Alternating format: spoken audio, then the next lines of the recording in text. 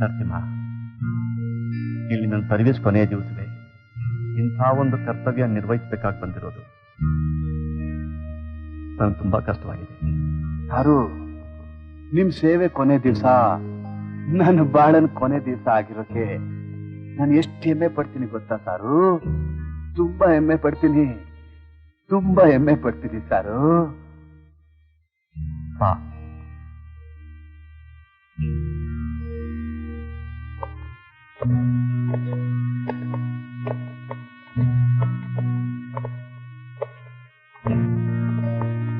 ಯಪ್ಪೋ ಅಣ್ಣಂದ್ರ, ನನ್ ನೋವು ಮುಗೀತು, ನಾವ್ ಒಂಟೆ.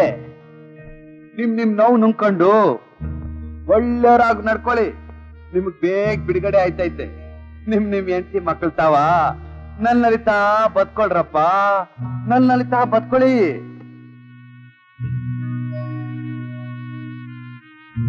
ನಾ ಬರ್ತೀನಿ.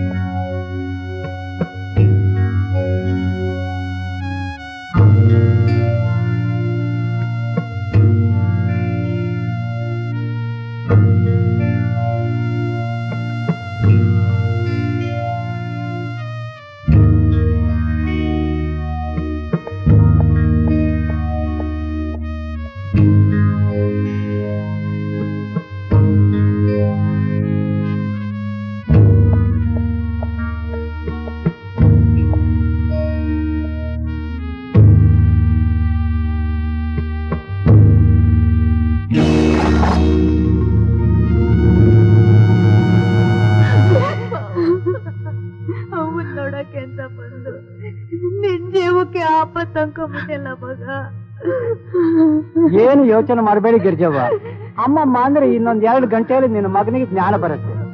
ಏನು ಭಯ ಪಡ್ಬೇಡಿ.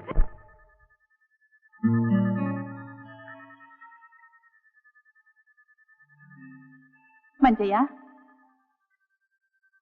ಅವ್ವ, ಮಂಜಯ್ಯ, ಮೊದ್ಲು ಈ ಬಟ್ಟೆ ತಗೊಂಡೋಗಿ ಎಲ್ಲಾದ್ರೂ ಮರೆಯಾಗಿಟ್ಬಿಡು. ಅಂದ್ರೆ ಸಂಪತ್ ಇನ್ನೂ ಬಂದಿಲ್ವಾ? ಇಲ್ಲ ಮಂಜಯ್ಯ, 5 ಗಂಟೆಗೆ ಬರ್ಬೇಕಾಗಿತ್ತು, 6 ಗಂಟೆ ಆಗೋಯ್ತು, ಇನ್ನೂ ಬಂದಿಲ್ಲ. ನಂಗೆ ಯಾಕೋ ತುಂಬಾ ಭಯ ಆಗ್ತಿದೆ.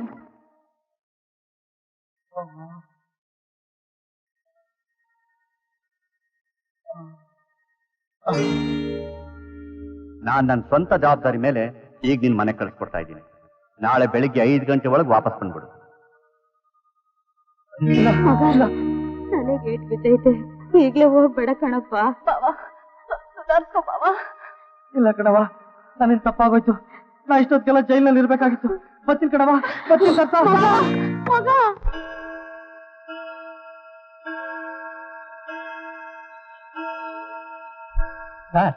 ನನ್ಗೆ ಆವತ್ತೇ ಗುಮಾರಿ ಇತ್ತು, ಜೈಲಿನಿಂದ ಹೊರಗೆ ಬಿಟ್ರೆ ಮತ್ತೆ ಅವನು ಬರೋಲ್ಲ ಅಂತ. ಜೈಲಲ್ಲಿ ಕೈದಿನ ಹೊರಗೆ ಬಿಟ್ಟು ಅವ್ನು ಬರ್ಲಿಲ್ಲ ಅಂದ್ರೆ ತಮ್ಗಷ್ಟೇ ಅಲ್ಲ ಸರ್, ಈ ಜೈಲಲ್ಲಿ ಕೆಲಸ ಮಾಡೋ ಜೈಲರ್, ಡೆಪ್ಟಿ ಜೈಲರ್, ವಾರ್ಡರ್, ಇವ್ರೆಲ್ರಿಗೂ ಅವಮಾನ ಸರ್. ಮಿಸ್ಟರ್ ಸುರೇಂದ್ರ ಅವ್ರ ಬಗ್ಗೆ ನಿಮಗೆ ಗೊತ್ತೇ ಇದೆ. ಒಬ್ಬ ಕೈದಿ ಕಡಿಮೆ ಆಗಿದ್ದೇನೆ ಅಂತ ಗೊತ್ತಾದ್ರೆ ಅವ್ರು ಏನ್ ಮಾಡ್ತಾರೆ ಅನ್ನೋದು ನೆನೆಸ್ಕೊಂಡ್ರೇನೇ ನನ್ ನಡ್ಕ ಹುಟ್ಟಿದೆ. ನಾ ಈ ರೊಟ್ಟಿ ಇಟ್ಟು ಕೈನೇ ಕಚ್ಬಿಟ್ಟು ಸರ್. ಖೈದಿಗಳಿಗೆ ಕರುಣೆ ತೋರಿಸಬಾರ್ದು sir.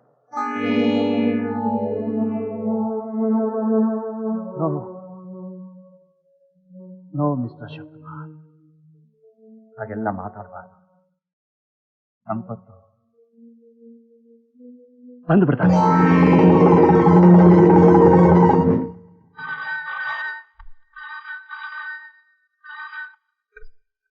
Hello, yes yes sir, ಸಾಹೇಬ್ ಇದ್ದಾರೆ ಸರ್. ಸರಿ ಸರ್, ಮಿಸ್ಟರ್ ಸುರೇಂದ್ರ ಫೋನ್ ಮಾಡಿದ್ದಾರೆ. ಏನು ಅಂತ ಕೇಳ್ರಿ. ಗುಡ್ ಮಾರ್ನಿಂಗ್ ಸರ್, ನಾನು ಚೀಫ್ ಆರ್ಡರ್ ಅಶೋಕ್ ಕುಮಾರ್ ಮಾತಾಡ್ತಿರೋದು. ಎಲ್ಲ ರೆಡಿಯಾಗಿದೆ ಸರ್, ಕರೆಕ್ಟ್ ಆಗಿದೆ ಸರ್. ಓಕೆ ಸರ್, ಬರ್ತೀರಾ sir? Okay sir, okay sir. Mister Surendra ಕರೆಕ್ಟಾ 9 ಗಂಟೆ ಬರ್ತಾರಂತೆ ಬರ್ಲಿ ಬಿಡ್ರಿ. ಸರ್. ಈಗ ಒಂದು ಕೆಲಸ ಮಾಡಿದ್ರೆ, ಏನು? ಬೆಳಿಗ್ಗೆ ಸಂಪತ್ತು ಸೂಪರ್ಡೆಂಟ್ ಸಾಹೇಬ್ರ ಮನೆಗೆ ಡ್ಯೂಟಿಗೆ ಹೋಗಿದ್ದನು ತಪ್ಪಿಸ್ಕೊಂಡು ಎದ್ಬಿಟ್ಟಿದ್ದಾನೆ ಅಂತ ಒಂದು ಕಂಪ್ಲೇಂಟ್ ಕೊಟ್ಬಿಡ್ಲ.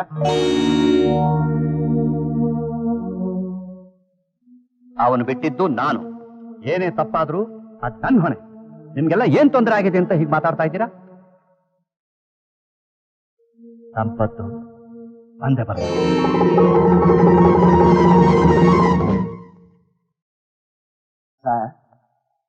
ಗಂಟೆ 8 ಕಾಲಾಯ್ತು. 8:15 ಒಳಗೆ ಬರಲ್ಲ ಅಂದ್ರೆ ರಿಪೋರ್ಟ್ ಮಾಡಿದ್ರೆ ನಮಗೆ ಬೇರೆ ದಾರಿನೇ ಇಲ್ಲ.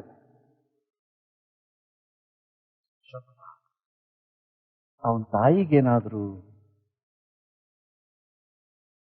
ಅವನ್ ಬಂದ್ಬಿಡ್ತಾನೆ.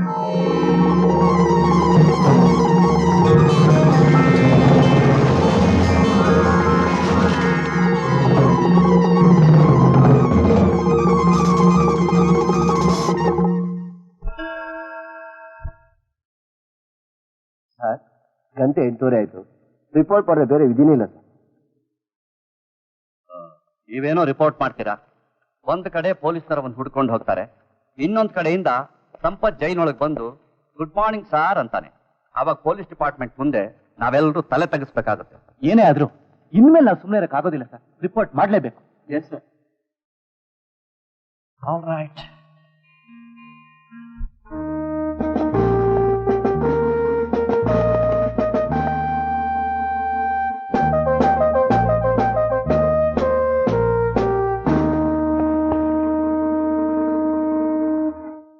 Congratulations mister Surendra. ಇಷ್ಟು ವರ್ಷ ನೀವು ನಿರ್ವಹಿಸಿದ ಅಧಿಕಾರವನ್ನ ನಾನಿವತ್ತು ನಿಮ್ಮಿಂದ ವಹಿಸ್ಕೊತಾ ಇದ್ದೇನೆ. ಅಧಿಕಾರ ನಿರ್ವಹಣೆ ವಿಷಯದಲ್ಲಿ ನನಗೇನಾದ್ರೂ ತಿಳಿದೇ ಇರುವಂತಹ ವಿಷಯ ಇದ್ರೆ ದಯವಿಟ್ಟು ನಾನು ಕೇಳ್ಕೊಡ್ಬೇಕು ಸರ್. ಮಿಸ್ಟರ್ ಸುರೇಂದ್ರ, ಇಷ್ಟು ವರ್ಷ ನೀವು ಇಲ್ಲೇ ಇದ್ದು ನನ್ನ ಜೊತೆನೆ ಕೆಲಸ ಮಾಡಿದರು. ನೀವು ತಿಳಿದೇ ಇರುವಂಥದ್ದು ಇಲ್ಲೇನೂ ಇಲ್ಲ ಅಂತ ನನ್ನ ಅಭಿಪ್ರಾಯ. Wish you all success. Thank you sir. Mister Ashok Kumar. Yes sir. ಜೈಲಿನಲ್ಲಿರೋ ಖೈದಿಗಳೆಲ್ಲ ಅಂಗಳದಲ್ಲಿ ಇದ್ದಾರೆ ತಾನೆ? ಇದ್ದಾರೆ ಸರ್. By all means.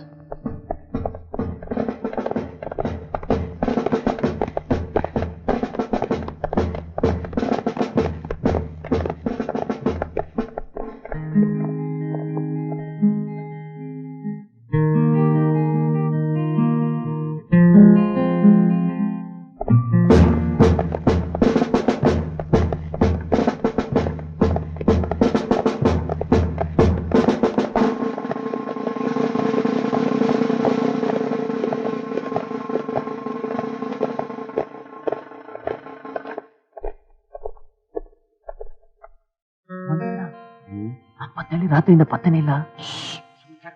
ಸಾಹೇಬರಿಗೆ ಕಿವಿಗೆ ಬಿದ್ದಾತು.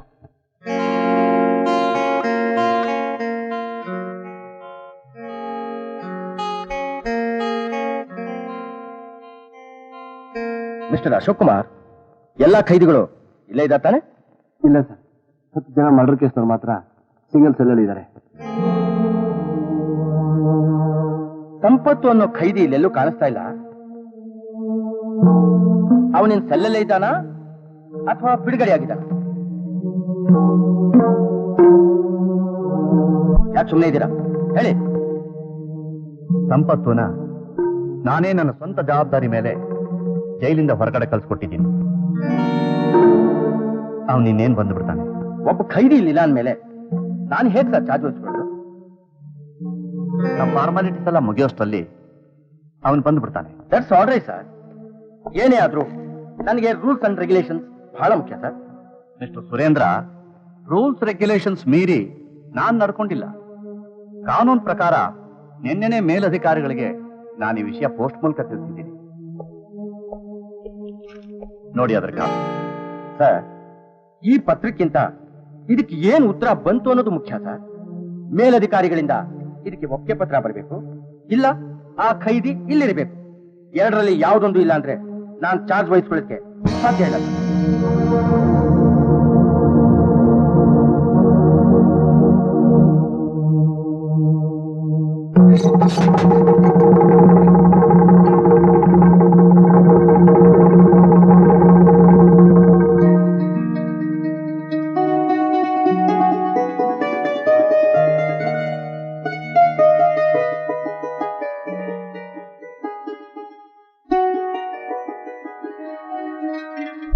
ಸುರೇಂದ್ರ, ಸಂಪತ್ತು ಅನ್ನೋ ಖೈದಿ ಬಂದ್ಬಿಟ್ಟ.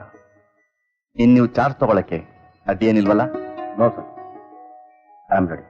ಸಂಪತ್, ಇನ್ನೂ ಯಾಕೆ ಹೇಳ್ತಿದ್ದಿ? ನೀ ಬಂದ್ಬಿಟ್ಟಿಯಲ್ಲ. ಸರ್, ನನ್ನ ಕ್ಷಮಿಸ್ಬಿಡಿ ಸರ್. ನಾನು ಬರೋದು 5 ನಿಮಿಷ ತಡ ಆಗಿದ್ರು ನಿಮಗೆ ಕೆಟ್ಟ ಹೆಸರು ಬರ್ತಾ ಇತ್ತು ಸರ್. ಹೇಳಪ್ಪ, ಹೇಳು, ಸಮಾಧಾನ ಮಾಡ್ಕೊ. ನೀ ಬಂದೇ ಬರ್ತೀಯ ಅಂತ ನನಗ್ ನಂಬಿಕೆ ಇತ್ತು. ಕಳ್ತನ ಮಾಡಿ, ಕೊಲೆ ಮಾಡಿ ಜೈಲೊಳಗೆ ಬರ್ತಾರೆ. ಅಂಥವ್ರು ನಂಬಿ ಹೇಗೆ ಹೊರಗಡೆ ಬಿಡೋದು ಅಂತ ನೀವೆಲ್ಲರೂ ಅನುಮಾನ ಪಟ್ರಿ. ಇವರು ಮನುಷ್ಯರೇ. ನಾವೆಷ್ಟೇ ದೊಡ್ಡ ಅಧಿಕಾರಿಗಳಾಗಿದ್ರು ಇವ್ರ ಜೊತೆಯಲ್ಲಿ ಮಾನವೀಯತೆಯಿಂದ ನಡ್ಕೋಬೇಕಾದ್ದು ನಮ್ಮ ಧರ್ಮ. ಆ ಧರ್ಮದಂತೆ ನಡೆದು ಕಾನೂನಿನ ಕಣ್ಣಲ್ಲಿ ನಾನು ತಪ್ಪು ಮಾಡಿದ್ದೀನಿ ಅನ್ನೋದಾದ್ರೆ ಆ ತಪ್ಪಿನ ಹೊಣೆ ಹೊತ್ಕೊಳ್ಳಕ್ಕೆ ನಾನು ಸಿದ್ಧ.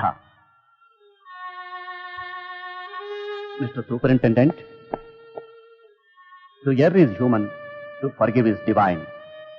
ಜೈಲಿನಲ್ಲಿರೋ ಎಲ್ಲಾ ಖೈದಿಗಳನ್ನು ನಮ್ಮ ಮನೆ ಮಕ್ಕಳಂತೆ ನಾನು ನೋಡ್ಕೊಂಡಿದ್ದೀನಿ. ಈ ಮಕ್ಕಳನ್ನ ಇವತ್ತು ನಿಮ್ಮ ಕೈಲಿಟ್ಟು ನಾನು ಹೋಗ್ತಾ ಇದ್ದೀನಿ. ಇವರ ರಕ್ಷಣೆಯ ಜವಾಬ್ದಾರಿ ನಿಮಗೆ ಸೇರಿದ್ದು. ನೀವು ಬರೀ ಅಧಿಕಾರಿ ಮಾತ್ರ ಅಲ್ಲ ಸರ್. ಈ ಜೈಲಲ್ಲಿರೋ ಒಬ್ಬೊಬ್ಬ ಖೈದಿಗಳ ಹೃದಯದಲ್ಲೂ ದೇವ್ರ ರೂಪವನ್ನೇ ಕಂಡು ಈ ಜೈಲನ್ನೇ ದೇವ್ರ ಮನೆ ಮಾಡಿದ ಪವಾಡ ಪುರುಷ sir. Sir, I promise you, ಇಲ್ಲಿನ ಪವಿತ್ರತೆ ಎಂದೂ ಕೆಡದಂತೆ ನೋಡ್ಕೊಳ್ಳೋ ಜವಾಬ್ದಾರಿ ನಂದು sir. Thank you, thank you very much.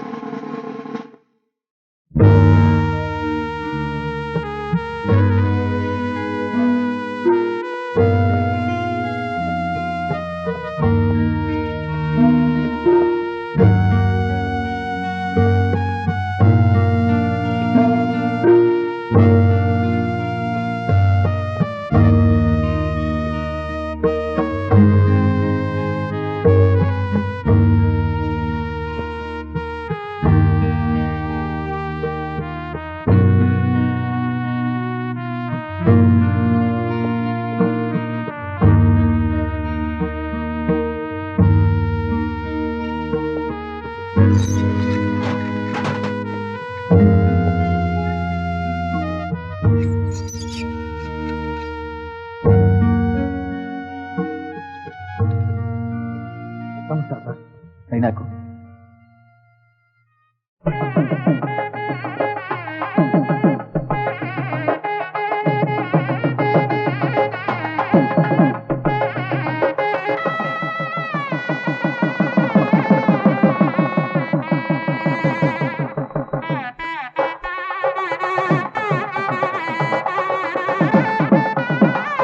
ದೀರ್ಘ ಸುಮಂಗಲಿ ಭವ. ಸರಸ್ವತಮ್ಮ, ನಿಮ್ ಯಜಮಾನ್ರು ಹೇಳಿ ಕೇಳಿ ಪೊಲೀಸು. ಈ ಪೊಲೀಸ್ನವ್ರಿಗೆ ಎದೆ ಇರ್ಬೇಕಾದ ಜಾಗದಾಗೆ ತದುಕೋಕೆ ಅಂತ ಇನ್ನೊಂದು ಕೈ ಇರ್ತದಂತ.